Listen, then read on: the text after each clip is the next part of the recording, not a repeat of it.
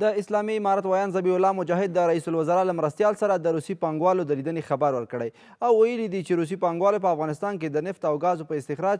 استخراج کې د پانګوالۍ لیوالتیا ښودلې ده. دا نوموړي په خبره دې لیدنه کې روسي پانګوالو ته د پانګوالۍ شرایطو د رامنځته کېدو ډاډ ورکړل شوی. که روسیه په افغانستان کې د نفت او ګازو استخراج په برخه کې پانګونه کوي، ګټه به یې د افغانستان لپاره څومره وي؟ په افغانستان کې د نفت او ګازو اړتیاوې تر کومې کچې پورې پوره کولی شي؟ سلامونه، زه حبیب الرحمن صافی یم او تاسو کاوش خپرونه ګورئ. په خپرونه کې را سره د اقتصادي چارو شنونکي عبدالنصیر اشتیا او جبار صافی میلمانه دي. تاسو دواړه د په خپرونه کې ښه راغلاست، وایم ستړي مه شئ. رښتیا صاحب، بحث به له دې پیل کړو چې که روسیه په افغانستان کې پانګونه کوي، پانګونې ته یې زړه ښه کړی دی، څومره زمینه سازي اوس شوې ده په افغانستان کې؟ دغه زمینه برابره ده چې دوی په افغانستان کې پانګونه کوي؟ بسم الله الرحمن الرحیم. سلامونه تاسو ته او درنو لیدونکو ته او جناب صافی صاحب ته. ببینین، امروز بحث امنیت یک بحث خیلی جدی به خاطر جلب سرمایه گذاری در یک کشور است. خوشبختانه امروز او فرصت مهیا شده که افغانستان دارای امنیت و یک ثبات است و از طرف هم دو بحث دیگی که میتونه بیشتر جلب سرمایه گذاری ها را در یک کشور جذب بکنه، او بحث مسئولیت مالی و جانی است که خوشبختانه امروز در افغانستان ما این سه گپ همراه خود داریم: امنیت، مسئولیت جانی و مسئولیت مالی. در حکومت گذشته متاسفانه جنگ ها باعث توقف سرمایه گذاری در افغانستان نشده بود. ما تا سال 2016 شاهد سرمایه گذاری ها در سکتورهای مختلف بودیم، چی به شکل سرمایه گذاری های داخلی و یا هم خارجی. اما بعد از سال 2016 تا میلادی که داریم صحبت میکنیم، ما شاهد یک سرمایه گذاری چشمگیر در افغانستان نبودیم و عوامل مختلف داشت. یکی از دلایلش ناامنی ها و جنگ بود، اما مشکل اساسی بحث فساد در ادارات حکومتی در افغانستان بود که بیشتر سرمایه گذار شما از این ناحیه خیلی متضرر شدن و فساد اداری و مالی در افغانستان باعث ازی شد که ما شاهد فرار سرمایه از افغانستان باشیم. خوشبختانه افغانستان با تمام چالش ها و مشکلاتی که داره، اما طرف سکیش روی سکه دیگر اگر ببینین، فرصت ها و امکانات خوبی هم به خاطر سرمایه گذاری در افغانستان وجود داره. منابع طبیعی افغانستان که بیشتر از 3 تریلیون دلار برآورد شده، یک منبع خوب جذب سرمایه گذاری در سکتورهای مختلف در افغانستان وجود داره و اکثریت کشورها تلاش به این دارند تا بین در افغانستان سرمایه گذاری بکنن و منابع مهمه که در افغانستان کمیاب در جهان وجود داره اینا را استخراج بکنن. خوشبختانه کشورهای متعددی و شرکت های خیلی معتبر منتظر فرصت هستند تا در افغانستان با حل مشکلات سیاسی در افغانستان و به رسمیت شناختن افغانستان از طرف جامعه جهانی، اونا تمایل زیاد دارن که بین در افغانستان سرمایه گذاری بکنن. چې افغانستان له تر اوسه پورې یو هیواد هم په رسمیت نه دی پیژندلی، د دوی دغه وړاندیزونه لکه د چین وړاندیز چې مخکې کړی و، اوس روسیې دغه وړاندیز کړی، دغه وړاندیزونه یې اقلا یو هیله بخونکي دي یا دوی ته دا تمه کېدلی چې واقعا به دوی په افغانستان کې سرمایه گذاری وکړي؟ ببینین، اینمی رفت آمدها نماینده های کشورهای مختلف جهان و رقابت های خیلی جدی و تنگاتنگی که در کشورهای بین کشورهای همسایه و منطقه به خاطر استخراج و یا سرمایه گذاری در بالای منابع افغانستان وجود داره، این خود از این بیانگر عزیز که چراغ‌های سبز به خاطر مشروعیت بخشیدن به حکومت افغانستان و حرکت کردن به طرف به رسمیت شناختن افغانستان داره جریان داره و انشالله که ما شاهد از این خود باشیم که به زودی امارت اسلامی افغانستان به سطح جهان شناخته شود و ما شاهد بیشتر سرمایه گذاری های مهم و عمده که میتونه روزنه امید به خاطر رشد اقتصادی و به خاطر کاهش دادن میزان فقر و بیکاری در افغانستان شاهدش باشیم و این من فکر میکنم به زودی انشاءالله امکان پذیر است، چون تمام اصولت ها و تسهیلات از طرف امارت اسلامی افغانستان به خاطر جلب سرمایه گذاری و جذب سرمایه گذاری در افغانستان شروع شده و ما عملا شاهد از هستیم که به چی پیمانه از طرف امارت اسلامی افغانستان حمایت صورت میگیره و آن چیزی که و آن امکانات را که فعلا در اختیار داره در خدمت و یا به خاطر جلب سرمایه گذاری در افغانستان به مردم قرار داده. یک نمونه بسیار واضح هم بر شما میگم. ما در افغانستان بیشتر از 50 فابریکه ذوب آهن در افغانستان داشتیم و ما جدی مشکلی که داشتیم به خاطر قاچاق بود که آهنالات داغمه و یا آهنالات کونه که من حیث مواد خام برای فابریکات ما استفاده می شد، اینا به بیرون از کشور قاچاق می شدن. اما با مراجعه و درخواست و پیشنهاد اتحادیه فابریکات ذوب آهن افغانستان به مسئولین امارت اسلامی افغانستان، این باعث شد که روند انتقال و یا صادرات آهنالات داغمه چی به شکل قانونیش و یا به چی شکل غیر قانونیش قاچاق به بیرون از کشور از این جلوگیری شد و این باعث شد که فابریکات ما که قبلا 50% از فعالیت باز مانده بود، خوشبختانه که امروز اینا به فعالیت آغاز کردن و جا داره که از مسئولین محترم از این بابت تشکری بکنم و از طریق برنامه شما بگویم که امروز خوشبختانه افغانستان در بحث تولید فلزات به خودکفایی رسیده و ما قبل شما شاهد بودین که ما تانستیم به هزار تن آهن به بیرون از کشور صادر بکنیم و گپ خوب دیگه همی که یک حمایت دیگه هم از طرف حکومت صورت گرفت که تعرفی که بر صادرات وضع شده بود این هم از طرف مسئولین معاف شد. تا حالا بدون تعرفه یا پرداخت مسئول گمرکی ما میتونیم که آهنالات خود به هر ماه 1000 تن به بیرون از کشور صادر بکنیم. اینی گپا و اینی بحثا و اینی بحث‌های تشویقی باعث میشه که سرمایه گذار در یک کشور دلگرم به سرمایه گذاری شود و مشکل جدی که ما فقر و بیکاری را در افغانستان شاهدش هستیم با سرمایه گذاری میتونه از بین بره، چون سکتور خصوصی شریک استراتژیک حکومت است. حکومت به تنهاییش نمیتونه که تمام معضلات و مشکلات حل بکنه، فقط مسیری که میتونه حکومت کمک بکنه امو رفتن افغانستان به طرف صنعتی شدن، رفتن افغانستان به طرف سرمایه گذاری شدن و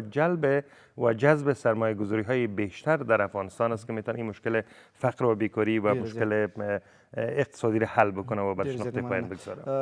صافی صاحب مخکې ریشا صاحب په خپلو خبرو کې یادونه وکړه چې په افغانستان کې امن راغلی دی، هغه رشوت بازي چې هغه ختمه شوې ده، فساد ختم شوی دی. په مخکې وختونو کې چې به نور هیوادونو په افغانستان کې سرمایه ګذاري کوله په دغو برخو کې د کانونو په برخه کې یا د نفتو یا د شي په برخه کې، هغوی یوه ویره داسې درلودله چې که دلته دوی سرمایه ګذاري کوي ځینو په لوړه سطحه ځینو داسې کړی وي چې هغوی نه به پیسې په داسې شکل غوښتلې چې په زیاته پیمانه پیسې به ځینې غوښتلې. اوس دغه فساد دغه شیان ختم شوي دي، که چېرې دغه هیوادونه په افغانستان کې سرمایه ګذاري کوي ګټه به زیاته وي افغانستان ته که؟ بسم الله الرحمن الرحیم. تاسو ته رښتیا صاحب او ټول لیدونکو ته سلامونه احترامات وړاندې کوم. لکه څنګه موږ تاسو افغانستان د جغرافي موقعیت نه چې که چېرته وڅېړو او خصوصا هغه زیرمې چې الله جلاله افغانستان ته ورکړي دي او په کومو برخو کې کولی شو چې د اقتصادي د لحاظ نه دنه استفاده وکړو چې هغه داخلي او خارجي سرمایه ګذارانو ته ضرورت لري. نو اوله مسله مهمه همدغه ده چې دوه شیانو چې موږ په دې 20 کالو کې تېر حکومت کې د دې شاهد وو چې دوه شیانو زموږ د افغانستان د اقتصاد پیشرفت او د فقر د ختمولو دوه شیانو چې د مخه نیولې وه چې یو په ټول افغانستان کې فساد او په هره اداره کې فساد و. دا نشو ویلی چې په یو اداره کې و. دویم دا و چې بې امني په افغانستان کې وه چې خلکو د خپل فزیکي امنیت په خاطر باندې یا د خپل سرمایې په خاطر باندې پیسې انتقالولې او اولاد یې انتقالوه په خارج ته یا ترکیه او دوبۍ او نورو ملکونو ته چې زما سرمایه او زما اولاد مسؤول اوسي. الحمدلله اوس که څومره موږ فکر کوو چې دغه دوه بنیاده چې د یو سرمایه ګزار دپاره دا ډېر اول کټګوري ده، دا په افغانستان کې امن هم دی او د فساد نشتون دی. نو اوس راځو لکه څنګه چې افغانستان کې زیرمې لرو، په هره برخه کې مونږ کولی شو چې په افغانستان کې تشویق کړو، خلک سرمایه ګذاري وکړي. که هغه امریکا وي چې په ډېرو بحثونو کې مونږ بحثونه وکړو چې پیسې کنګل شوي باید راشي چې مخکې زمونږ خیرات او کومک به یې زمونږ د حکومت سره تېر کوو او خیرات به یې زمونږ ولس ته رالیږه. راځي اوس د هغه پیسې راواخلي په افغانستان کې د هم د زمونږ کنګل پیسې پرېږدي او هم د سرمایه ګذاري وکړي. دغسې روسیه تاسو یاده کړله چې روسیه غواړي چې په نفتو او په ګازو کې په دې کې سرمایه ګذاري وکړي، چین په معدنو کې سرمایه ګذاري وکړي. یعنې په ډېرو برخو کې د افغانستان د اقتصاد دپاره ډېره غټ یا د دې د حمایت په خاطر باندې چې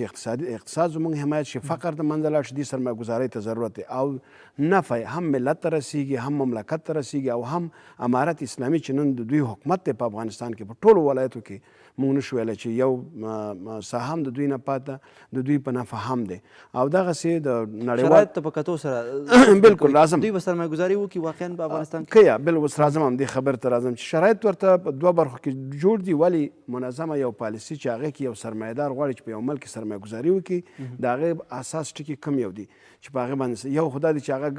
یو ځای کې سرمایه ګزاري وکړي او خپله ګټه په نظر کې ګوري چې آیا زه دنه څومره ګټه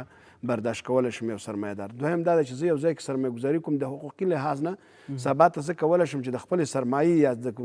حکومت سره یا د یو چا سره شراکت کوي یا په یو ملک فابریکه په افغانستان کې جوړوي، حقوقي لحاظ نه زه دلته بیا کولی شم د خپلې سرمایې دفاع وکړم که ونه کړم، آیا زه کولی شم چې بیرته سرمایه بیا که ګټه وي که هر څه وي زه بیرته انتقالولی شم. په دې برخو کې چې تقریبا مخکې نظام چې بازار اقتصاد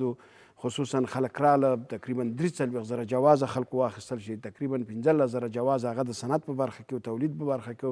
چې هغې دپاره امکانات او امتیازات نه ول، لکه زموږ همسایه ملکونه چې ورکوي پیشرفته صنعتي ملکونه یې ورکوي په نړۍ کې هغه نه ول، نو ونشو کولی چې مکمل دا ملک د سرمایه ګزارۍ دپاره برابر شي. نو اوس د دې دپاره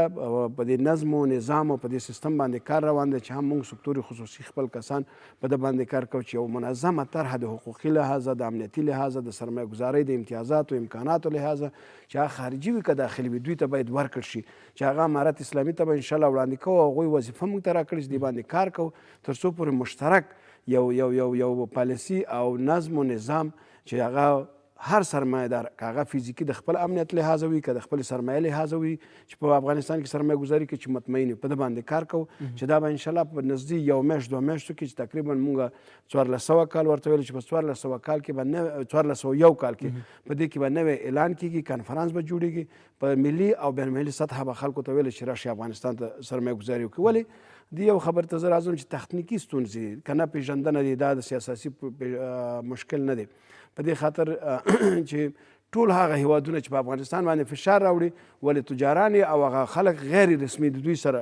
د امارت اسلامي سره اړیکې لري، امریکا ښې اړیکې لري، دوی سره په قطر کې په دوحه کې دوی سره بحثونه کوي، که دوی سره مجالس نیسي. همدغسې د ازبکستان تجاران راغله، د ترکیه تجاران راغلل، د دوبۍ نه د اماراتو تجاران راغله، چینیان راغله، درګرده را روان دي، ملاقاتونه کوي، په افغانستان کې ریسرچ کوي په کومو برخو کې سرمایه ګزاري وکړو، څومره سرمایه ګزارۍ ته اړتیا ده، دوی امنیت سره کم دی، د دوی سبا د سرمایه ګزارۍ هغه نظم یا نظام یا پالیسي سره کم ده، په دې ټولو باندې بحث کوي او دوی باندې یو ریسرچ کوي نور ملکونه. نو زه فکر کوم او زما په اندازه چې دستي وخت کې به ونشي چې اوس دستي عاجل راشي دوی سرمایه ګزاري وکړي، ولې عاجل وخت کې زموږ خپلو افغانانو ته ضرورت دی چې هغوی سرمایه انتقال کړي او موږ دا ورته چې اوله برخه کې افغانان باید راشي، ځکه نړیوال باید په دې پوه شي. لکه مخکې حکومت کې چې کله به موږ ترکیې ته سفر وکړو، روسیې ته به هم سفر وکړو، اروپا ته به هم سفر وکړو، نو هلته به هغوی ویل موږ ورته چې راشي افغانستان کې سرمایه ګزاري وکړئ، په دوبۍ کې کنفرانسونو کې موږ ورته ویل افغانستان کې سرمایه ګزاري وکړئ.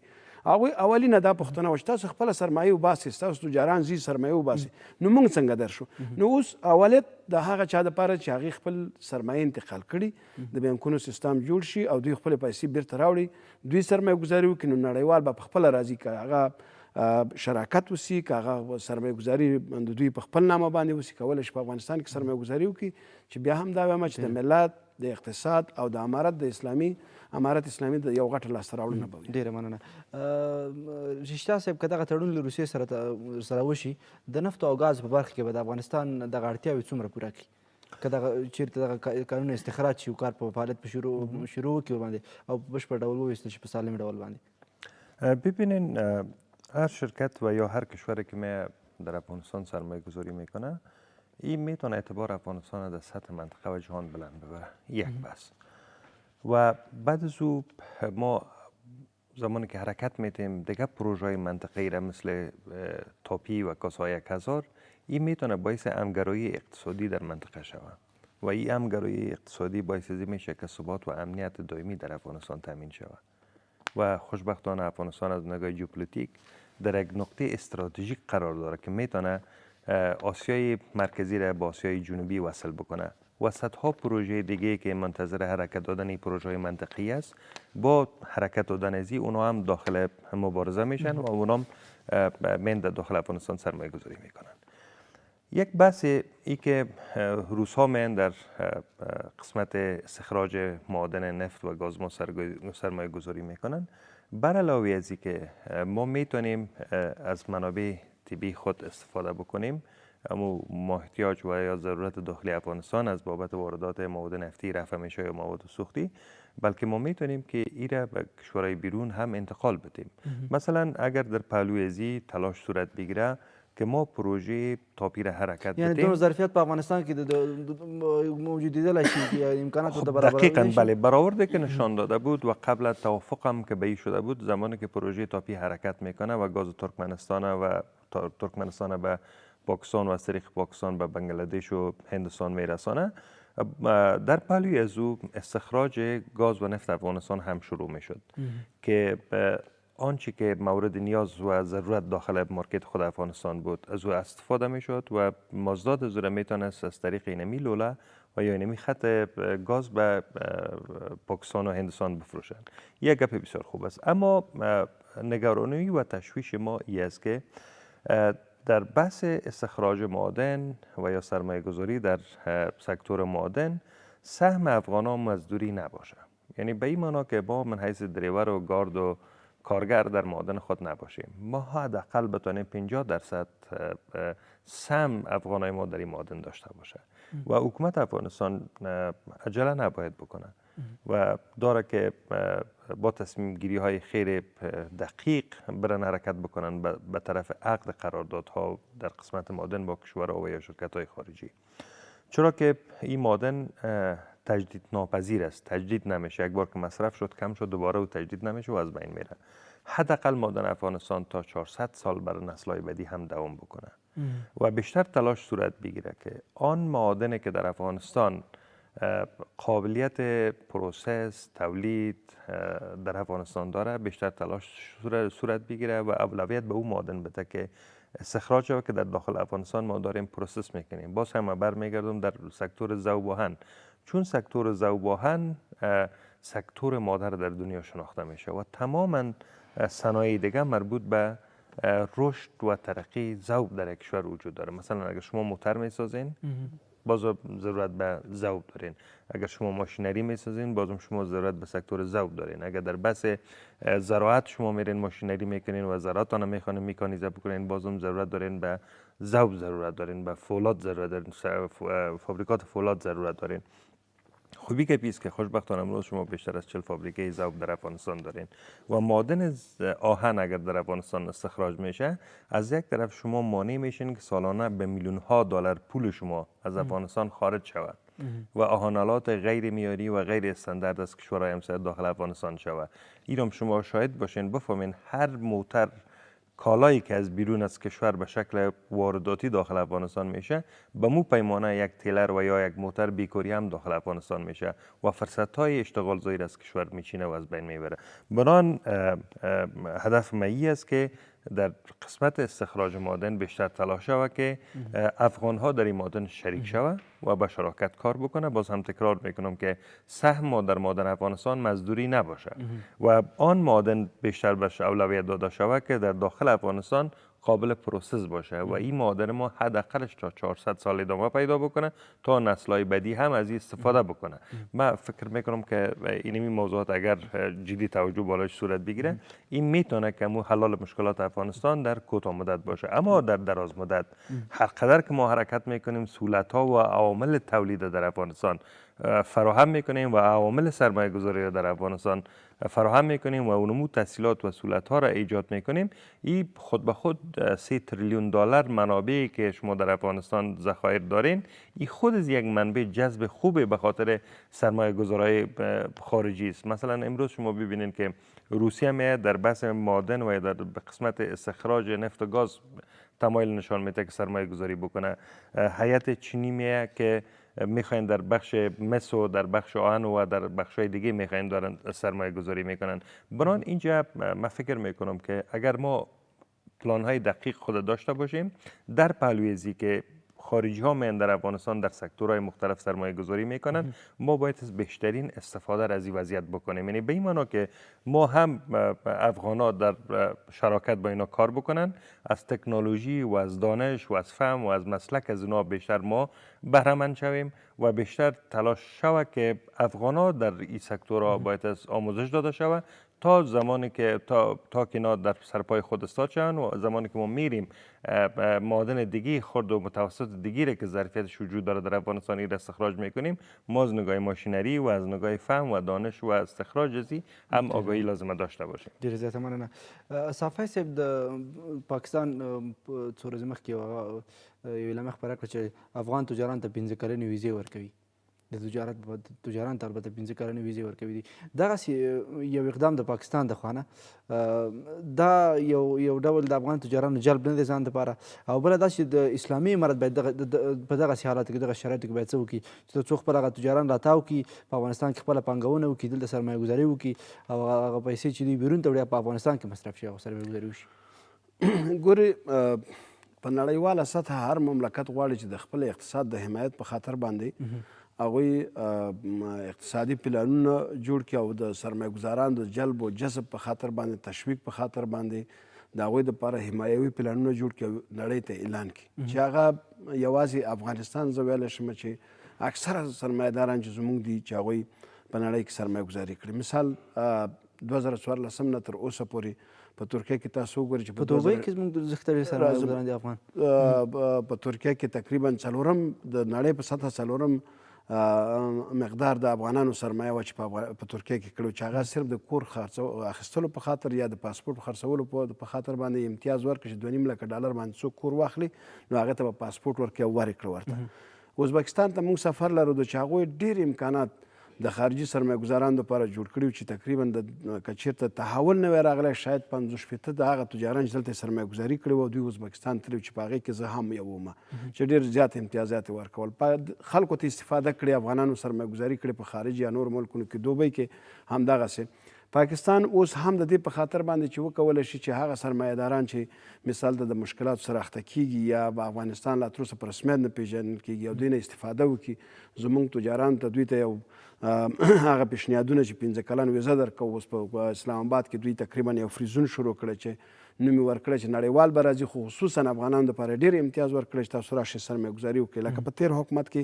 چې اشرف غني هم په اسلام آباد کې مونږ وو د دوی سره په کانفرانس کې چې د پاکستاني سرمایه ګزارانو دپاره په سمت شمال کې هلته یو فریزون یې ورته اعلان کړ چې راشئ سرمایه ګزاري وکړئ.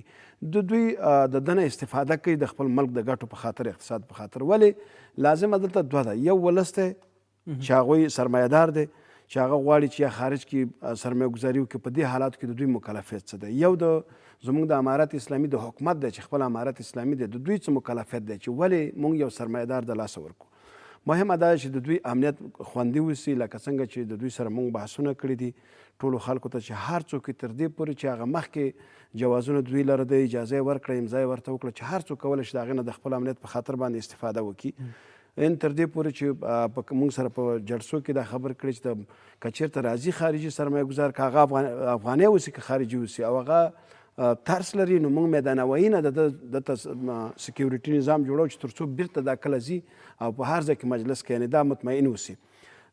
سرمایه ګزارۍ دپاره چې کوم امتیازات باید ورکړل شي چې هغه معافیت د مالیې دی چې موږ په ده باندې کار کوو، د ځمکو ویش دی چې په سرمایه ګزار دپاره چې په هره برخه کې 1000 ځمکې ورکړل شي. د بانکي صنعتي بانکونه دي کار په شوی په دې برخه کې په ده باندې کار کوو. یعنې په دې 4 میاشتو کې خو دوی په دې باندې اخته دي چې ورګه سیاسي ډېر فوکس د دوی په سیاست باندې دی چې باید اول زموږ همسایه خلک وپېژني، بیا نور نړیوال موږ وپېژني. دوی تقریبا 80% فوکس په ده دی، 20% په ده دی. اوس موږ سره دوی سره په ده بحث کې استو او دوی ته موږ هر مجلس کې دا خبره کوو چې راځئ نړیوال که پیژني که نه پیژني، موږ باید د ملي په سطحه باندې د خپل اقتصادي پلانونو باندې کار وکړو. که کله موږ پیژني او بیا وروسته په اقتصادي برنامو باندې کار کوو، د هغې نه ښه ده چې موږ مخکې ورته پلان جوړ کړی اوسي. کم امکانات موږ سره شته دی چې هغه نورمال د بانکونو دي چې اول هم پیشنهاد کړی چې ټول په افغانستان کې که موږ خارج ته پیسې نشو لیږلی، ټول بانکونه باید نورمال خپل راکړه ورکړه شروع کړي چې د خلکو سرمایه بنده ده هغه نه استفاده وکړي. چې دې مثال موږ ایران هم ورکړی دی چې ایران کې په نړیواله سطحه نشي کولی چې د خپلو ټرانسفر وکړي، ټي ټي وکړي. ولې خپل داخل کې ټول بانکونه نورمال کار کوي چې هغه د سرمایه ګزاره د تشویق او د ملا د تیر رول د صنعتکارو د تجارو د دوی دپاره دی دا ادا کوي نورمال کار کوي باید دا هم نورمال شي. دویمه خبره ده چې د معافیت په امکاناتو باندې چې هغه مونږ پیشنهاد کړی 3 کاله 15 کاله 10 کاله د سرمایه ګزارۍ په مقدار باندې چې په افغانستان کې ځکه د دوی تیرو امارت کې هم دغه قانون چې باید معافیت ورکړل شي په دې باندې هم کار روان دی د ځمکې ویش باندې هم کار روان دی. څلورمه ډیره مهمه مسله دا ده چې برق یوازې موږ نشو کولی چې په وارداتي برق باندې موږ تکیه کړې موږ زغال لرو په اوس وخت کې افغانان حاضر دي چې سرمایه ګزاري وکړي خارجیان راځي چینیان راځي چې د برېښنا په برخه کې سرمایه ګزاري وکړي دوی نه استفاده وکړو چې اقلا زموږ ضرورت افغان تجاران دونه ظرفیت لري چې سرمایه ګزاري بالکل لري په ټوله نړۍ کې افغانان دي اوس په دې باندې زه خپله په دې چې کله نظر ورکو یا مشوره کوو یا چېرته جلسو کې ناست موږ دا وایو چې باید موږ داسې سهامي شرکتونه جوړ کړو په افغانستان کې چې دوی ډېر کمو سرمایونه په ډېره غټه کچه سرمایې جوړېږي چې هغه په تایوان کې په چین کې په ډېرو مملکتونو کې موږ مثالونه لیدلي چې یو شخص نشي کولی چې 1 میلیارډ سرمایه ګزاري وکړي 2 میلیونه 100 میلیونه 200 میلیونه سرمایه ګزاري وکړي ولې کولی شي چې یو 100 کسه تجاران راټول شي او هغه سهم واخلي او په دې سهم کې سرمایه ګزاري وکړي د هغې منظم مناجمنټ وسي په دې باندې کار روان دی. نور په اقتصادي د موقعیت د صادراتو په برخه کې چې اوس الحمدلله لکه څنګه رښتیا صاحب ویلی چې دوی کوشش کوي چې صادرات باید نړۍ ته مونږ ورسوو 500 نه تر 600 موټرو پورې دا اوړي د افغانستان نه اوړي چې هغه تالک دي که هغه وچه میوه ده که قالینې دي که هر شی دی یعنې په دې برخو کې هم باید هغه امتیازات خلکو ته وښیي چې راشي سرمایه ګزاري وکړي ځکه بغیر که موږ 15,000 کاله تاریخ و چې افغانستان لري او تر اوسه پورې راشو د تېرو حکومته پورې راشو په افغانستان کې منظمه د سرمایه ګزارۍ دپاره پالیسي نه ده جوړه شوې صرف موږ حکومتونه اخیستي په زور په خلکو حکومت کړی نه موږ باید حکومت واخلو او د خلکو د کاریابۍ په خاطر باندې د اقتصادي مشکلاتو په خاطر باندې چې زموږ ټول ځوانان په تاریخ کې د افغانستان نه په ایران کې به مزدوري کوله په پاکستان کې به مزدوري کوله نورې نړۍ ته به تله که دلته و بیکاره تمام ورځ به پیتاوي ته ناستو یو پټي ته به ناستل دا باید د دې یو نظام ورته جوړ کړو چې د دې فکرونه او د دوی سرمایې او د دوی توانمندي چې ده د وطن په آبادۍ او په سکتور خصوصي کې استعمال کړو نو په دې خاطر باندې په پالیسۍ باندې کار کوو انشاءالله تعالی یو تغییر به ښه راځي. ډېره مننه. رښتیا صاحب نړۍ او د روسیې هغه رقیب هیوادونه به دا پرېږدي چې په افغانستان کې سرمایه ګزاري وکړي ځکه که افغانستان کې سرمایه ګزاري کوي خامخا دوی رقیبان لري چین دی مثلا امریکا ده دوی به واقعا دې کار ته پرېږدي؟ ببینید بدون شک این برمیگرده به مدیریت خود حکومت افغانستان که به چه شکل میتونه توازن را میان کشورهای منطقه و خصوصا کشورهای همسایه ما ایره مراعات بکنه و چه قسم میتونن با اینا سیاست بکنن. بدون شک ببینید نمی پروژه یک کمربند و یک راه که از طرف چین مطرح شده بود و باز هم نقطه ژئوپلیتیک افغانستان و یا دمون نقطه استراتژیک افغانستان قرار داره که میتونه بله کشورها را با هم وصل بکنه و چین هم میخواد که از طریق می پروژه یک کمربند و یک راه خود به کشورهای آسیای میانه و از طریق به اروپا و تمام قاره جهان خود وصل بکنه. این امکان پذیر است اما در پهلوی از او چالش‌های خیلی جدی وجود داره مثلا چالش‌های هم در داخل افغانستان وجود داره و هم در کشورهای قدرتمند اقتصادی جهان که اونا هرگز اجازه به این نخواهد دادن که اینا به تنهایی خود بتانن این معدن استخراج بکنن و از این منابع طبیعی افغانستان اینا بهره بیشتر ببرن. بنان این باز هم برمیگرده به اینکه چقدر مدیران حکومت ما میتونن در این قسمت این وضعیت مدیریت بکنه و بدون شک پرچالش هست این موضوع بله و تا جایی که من فکر میکنم یک مقدار ما در افغانستان حرکت کردن به طرف سیاسی شدن آیا که کشورهای منطقه و رقبا اجازه خواهد که استخراج و یا خیر بازم برمیگرده به توانایی‌های حکومت که چقدر اونا میتونن این وضعیت بنفشان مدیریت بکنن. و یک موضوع دیگر هم میخوایم اشاره بکنم در قسمت سوالی که از جناب صافی صاحب کردین در مورد جلب سرمایه گذاری های افغان توسط پاکستانی ها بدون شک این استراتژی و یا این سیاست های خصمانه کشورهای همسایه ما متاسفانه که سالهای متمادی جریان داشتن چی به شکل رضامندی که اینا را جذب میکنن و به چی به شکل تهدید مثلا اکثریت کیس های اختطاف و کیس های قتل تجار و سرمایه گذارای ما ریشه هایش از این کشورهای همسایه و منطقه آب میخورد که تا اینا را مجبور بسازن از این کشور سرمایه خود فرار ببرن و هیچ جای دنیا بغیر از افغانستان مسئولیت سرمایه گذاری به افغانها وجود نداره خصوصا در کشورهای همسایه ما و یا در کشورهای منطقه مسئولیت سرمایه گذاری به افغانها وجود نداره. مثلا یک افغانی که تا $200,000 رفتن یک خانه را به خاطر یک ویزا و پاسپورت خریدن، امروز او خانه به $20,000 فروخته نمیشه. یعنی مسئولیت سرمایه گذاری وجود نداره، بنان بهترین جای و بهترین فرصت در همچون شرایط جای خوب به سرمایه گذاری افغانستان. ډیره مننه.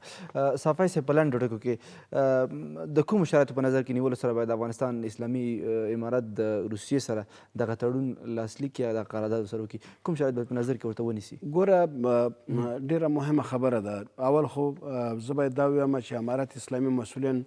که چېرته خاصتا د یو مملکت سره موږ په هغې سره قراردادونه کوو او زر یې کوو ورخطا سو په دې برخه کې، نو دا به هم مونږ یو څه د لاسه ورکوو. ځکه تېر حکومتونو کې مونږ ډېر قراردادونه د همسایه ملکونو سره کول چې زر مجبور وو، زموږ د مجبوریت نه به استفاده کېدله، ولې هغه مشخص د حقوقي لحاظ نه مکمل هغې نه مونږ صحیح استفاده او د ملک په ګټه کار نشو کولی. دلته لکه چین، لکه روسیه، لکه امریکا چې دا غټ مملکتونه دي، نوره نړۍ دلته په افغانستان کې سرمایه گذاري کوي. مونږ باید هر سرمایه گذار که هغه هر ملک په افغانستان کې سرمایه گذاري کوي، د هغې سیاسي او زموږ د ملک د اقتصادي په ګټو باندې باید دغه وڅېړو، د هغې نه د خپلو هغه سیاسي سیاسینو او د حقوقدانانو دغه واخلو، تصویب واخلو چې په کومو برخو کې زموږ په ملک په ګټه باندې د هغې نه وروسته ورسره قرارداد وکړو. دلته به لږ وخت دغه وخت کې ډېر خلک را روان دي، کوشش کوي چې زموږ د مجبوریت نه استفاده وکړي. اوس زه تاسو ته یو مثال درکولی شم چې په ننګرهار کې یو کال مخکې په 80,000 افغانۍ یو چاته قرارداد ورکړل شو، ولې اوس په 92,00,000 افغانۍ باندې ورکړل شو. موږ باید ټول هغه اساسات چې هغه اساسونه د اقتصادي اساسونه چې په افغانستان کې خارجیان راځي سرمایه گذاري کوي، د هغې دپاره به یو طرزالعمل که هغه حقوقي لحاظ وي که سیاسي لحاظ وي موږ دپاره ډېره مهمه ده، او اقتصادي لحاظ نه دې دپاره طرزالعمل جوړ کړو، بیا دوی ته اعلان وکړو چې راشئ سرمایه گذاري وکړئ. نو په دې باندې طرحو باندې لا تر اوسه امارت اسلامي هم په دې طرح دغه نه کړی او په دې باندې نظریات غواړي. هغه شرایط چې په کار دي باید کوم شرایط مهم هم دا دي چې زمونږ په ګټې پکې وي، ولې شراکت وسي د افغانستان د خلکو سره. د هر سرمایه گذار که خارجي راځي او تنها هغوی په یو ملک کې زموږ په افغانستان کې سرمایه گذاري کوي، مونږ ډېر ولیدل چې کنسټرکشن ټول کمپنۍ چې په افغانستان کې کار کوي ټولې ګټې هغوی ویوړه، لکه مخکې چې رښتیا صاحب ویلې چې زمونږ چوکیدار یې زمونږ او ډریور یې زمونږ او مزدورکار یې زمونږ او مونږ صرف مزدوري ترې واخیستله، ولې ګټې ترې ټول نورو خارجیانو واخیستلې. په دې خاطر باندې باید مونږ دوی سره شراکت ولرو. زمونږ افغانان شته چې په هره برخه کې سرمایه گذاري کوي، باید هغه شراکت وسي چې یو څه ګټه افغانستان ته پاتې شي، یوازې دوی ته استفاده ونه کړي. شرطونه به هغه ما وروسته په دې باندې بیا بحث وکړو چې کوم شرطنامه ورته جوړیږي او په هغې باندې دوی خارجیانو سره ډېره زیاته مننه له تاسو دواړو درنو قدرمنو مېلمنو څخه نړۍ مننه چې په بحث کې مو بحث ګډون راسره وکړه او خپرونه مو راسره تر پایه پورې مخ ته بوتله. له تاسو درنو لیدونکو هم ډېره مننه چې خپرونه مو راسره تر پایه وکتله. تر بیا او بلې خپرونې د خدای په امان.